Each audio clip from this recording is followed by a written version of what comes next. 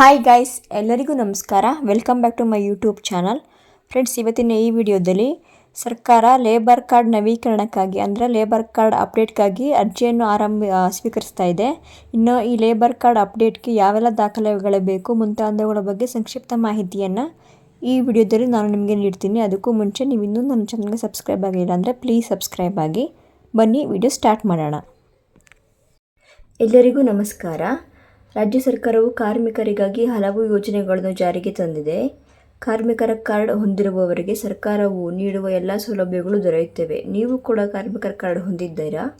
ಕಾರ್ಮಿಕರ ಕಾರ್ಡ್ ಹೊಂದಿರುವ ಫಲಾನುಭವಿಗಳು ಕೂಡಲೇ ಈ ಕೆಲಸ ಮಾಡಿಸಿಕೊಳ್ಳಿ. ಕಾರ್ಮಿಕ ಮಂಡಳಿಯು ಕಾರ್ಮಿಕರಿಗೆ ಹಾಗೂ ಅವರ ಕುಟುಂಬದ ಸದಸ್ಯರುಗಳಿಗೆ ಹಲವಾರು ಸೌಲಭ್ಯಗಳನ್ನು ಇಲಾಖೆಯು ನೀಡುತ್ತಿದೆ. ಅರ್ಹ ನೋಂದಾಯಿತ ಕಟ್ಟಡ ಕಾರ್ಮಿಕರಿಗೆ ಈ ಕೆಳಗಿನ ಎಲ್ಲ ಸೌಲಭ್ಯಗಳು ಸಿಗಲಿವೆ. Labour card scheme Karnataka. Labour card ಹೊಂದಿರುವವರಿಗೆ ಸಿಗುವ ಸೌಲಭ್ಯ ನೋಡೋದಾದರೆ ಮೊದಲನೇದಾಗಿ ಶೈಕ್ಷಣಿಕ ಸಹಾಯಧನ, ವೈದ್ಯಕೀಯ ಸಹಾಯಧನ, ಪಿಂಚಣಿ ಸೌಲಭ್ಯ, ಅಪಘಾತ ಪರಿಹಾರ, ಹೆರಿಗೆ ಸೌಲಭ್ಯ, ತಾಯಿ ಮಗು ಸಹಾಯ ಹಸ್ತ, ಮದುವೆ ಸಹಾಯಧನ, ಪ್ರಮುಖ ವೈದ್ಯಕೀಯ ವೆಚ್ಚ ಸಹಾಯಧನ, ದುರ್ಬಲತೆ ಪಿಂಚಣಿ ಮುಂದುವರಿಕೆ, ದುರ್ಬಲತೆ ಪಿಂಚಣಿ ಸೌಲಭ್ಯಗಳು, ಅಂತ್ಯಕ್ರಿಯೆ ವೆಚ್ಚ, ಉಚಿತ ಸಾರಿಗೆ ಬಸ್ ಪಾಸ್ ಸೌಲಭ್ಯ, ಶ್ರಮ ಸಾಮರ್ಥ್ಯ ಟೂಲ್ ಕಿಟ್.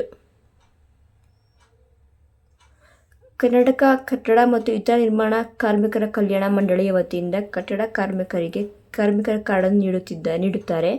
ನೋಂದಾಯಿತ ಕಟ್ಟಡ ಕಾರ್ಮಿಕರು ತಮ್ಮ ಕಾರ್ಮಿಕರ ಕಾರ್ಡ್ಗಳನ್ನು ನವೀಕರಿಸುವುದು ಕಡ್ಡಾಯವಾಗಿದ್ದು, ನವೀಕರಣಕ್ಕೆ ಕಾರ್ಮಿಕ ಇಲಾಖೆಯು ಅರ್ಜಿಯನ್ನು ಆಹ್ವಾನಿಸಿದೆ.